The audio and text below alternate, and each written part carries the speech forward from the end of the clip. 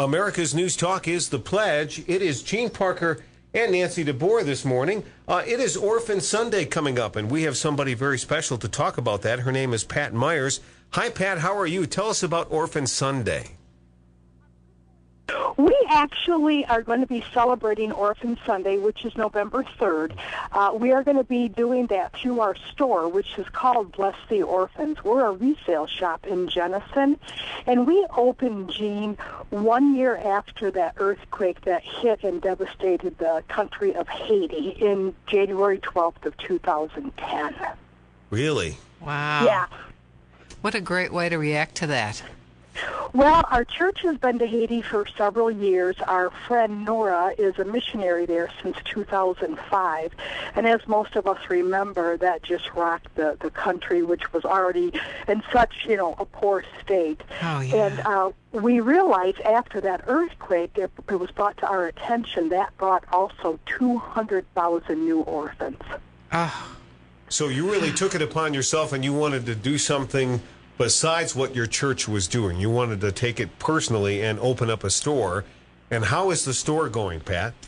We have been extremely blessed by our community here in Jenison and all the surrounding areas. We have found since we opened the store in 2011 that this community is really tied to giving and supporting just the community, and all of us in general have been really embraced by the community. They've supported us through shopping and donations and just mostly in prayer and just the praise that we're doing what we're doing here. And we have 7 orphans that our store is able to take care of in a new orphanage in Île-Lavage, Haiti. So you're sponsoring them? Our store, because we're all volunteers, Gene and Nancy, we're able to give all of our profit once we pay for the, the business expenses, the rent and the utilities. Because we're all volunteers, we are able to give all of our profit to the Grace Orphanage, which is in Île-Lavage. Okay, and do you the 7 orphans that you sponsor, is that 7 specific children? Yes, and many of us have went to Haiti. We personally love and hug on the boys every chance we get when we go there. And it's just a very poor island. Many of the people that live there, they are just not able to have any work. They're extremely poor. This is the most beautiful island. But that being said, there's no water, there's no electricity, there's no cars. It's just a very remote island. And many of these children, their parents were in Port-au-Prince working, and they did not survive the earthquake. So the children, they were taken back to maybe distant relatives on the island, and those relatives really cannot support themselves. So our missionary friends just went out and they've selected the 7 boys that we started with, and God willing, we're going to be able to take a few more boys yet this year. Oh, wow. So how old are the boys now? We have 2 8-year-olds, we have 2 15-year-olds, and we have 3 in between. And we took all boys, not that there are not many girls as well. We have a home that was just opened last July. It was a new construction. It's a little home. It's got 3 bedrooms. And we just, as the missionary said, felt it would not be good to have a co-ed orphanage to start. So hopefully, if we can continue supporting them and growing, hopefully we'll be able to even maybe do another building in the near future, and then at that point we could certainly maybe start a girls' orphanage. But right now we only have the 7 boys. We have room for 5 more, and we are certainly going to be cautious to not take on more than what we can afford. But right now we're doing extremely well from everybody's support and blessings here in our community. Well, it really reminds me of 2 verses. One that's in John 14, verse 18.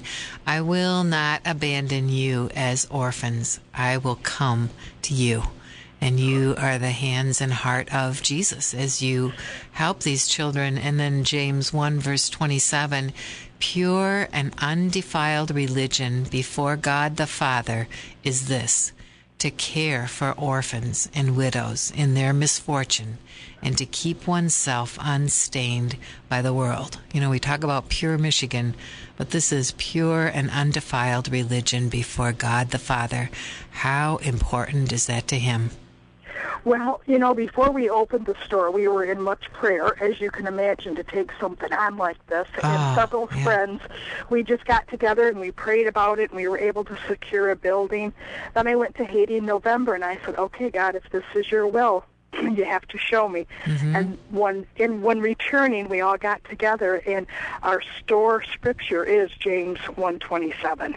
And, you know, we live in that's what we do every day. We're here 10 to 6 Monday through Friday, 10 to 4 on Saturdays, and we live that scripture every day, and many others, obviously. But as far as our Grace Orphanage boys, we are their life. Sure.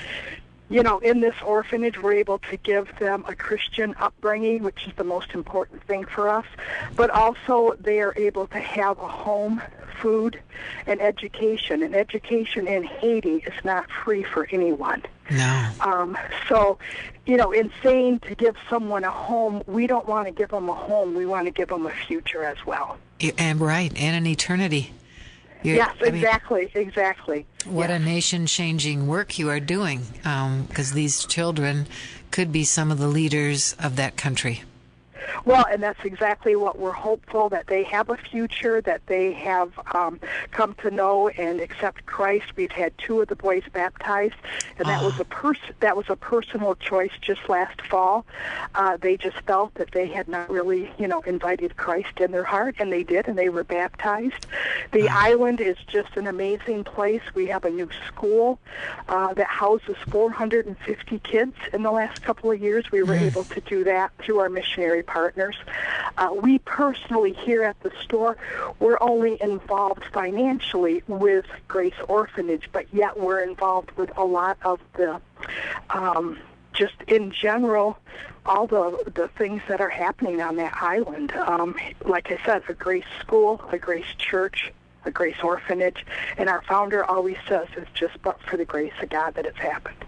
So, Pat, tell us about Orphan Sunday, first Sunday in November. What is that?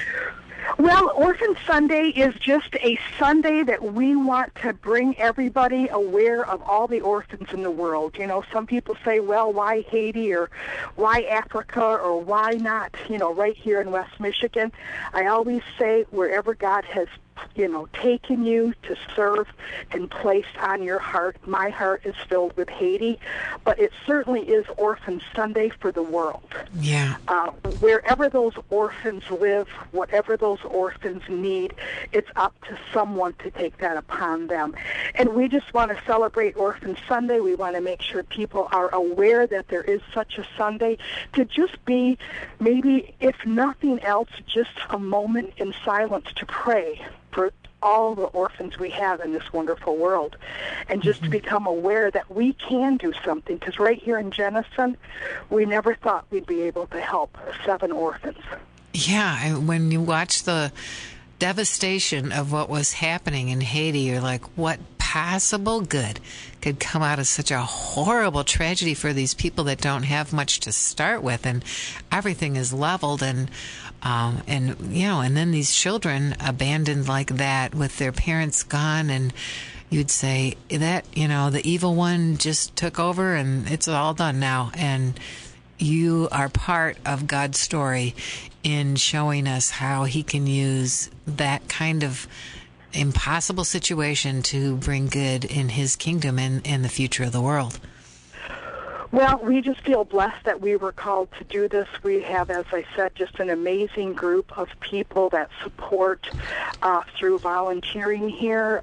We have just an amazing group of just people that always keep us in prayer for our success, because it's not easy to, you know, run a business in general, and this is a nonprofit business, and we said God opened the door, so he'll keep us going for as long as he wants. And I just want to thank everybody that supports us through purchases, volunteering, and just prayer, especially in general.